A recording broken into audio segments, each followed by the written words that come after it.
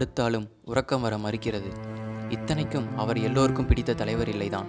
அப்படி இருந்தும் மனம் கசிகிறது. ஒரு பெண் தனித்து நின்று அரசியலில் வென்று காட்டியவர்.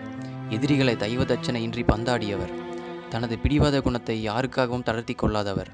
இந்த குணங்கள் அவரிடம் இல்லாதிருந்திருந்தால் ஒருவேளை எல்லோருக்கும் அவர் பிடித்த தலைவராக இருந்திருக்கலாம். ஆனால் அந்த குணங்கள் அவரிடம் இல்லாதிருந்திருந்தால் அரசியலில் இருந்து அவரை எப்போதோ ஒழித்து கட்டியிருப்பார்கள்.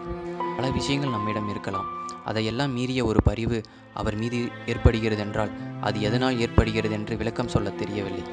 நம்மோடு இத்தனை காலம் நெருக்கமாக வாழ்ந்த ஒரு பெண் மிகுந்த அவஸ்தைகளோடு, அரசியலோடு, இரகசியங்களோடு தான் மோசமாக பாதிக்கப்பட்ட நிலையிலும் தன்னை நேசிக்கும் மக்களை பார்க்க முடியாமல், அவர்களுக்கு எந்த செய்தியும் சொல்ல முடியாமல் வாழ்க்கையோடு போராடியது மிகுந்த துயரத்தை தருகிறது. வாழும்போது துன்பங்களையும் வேதனைகளையும் மட்டுமே தாங்கி வாழ்ந்த அவரது ஆன்மா இனி நிம்மதியை மட்டுமே தாங்கி வாழ வேண்டும் என இறைவனை பிரார்த்திப்பதை தவிர வேறொன்றும் சொல்ல தெரியவில்லை. அரசியலில் சாணக்கியர்கள் என்றவர்களையெல்லாம் ஒற்றை பெண்ணாக இருந்து அவர்களுக்கு சிம்ம சொப்பனமாக இருந்தவர்.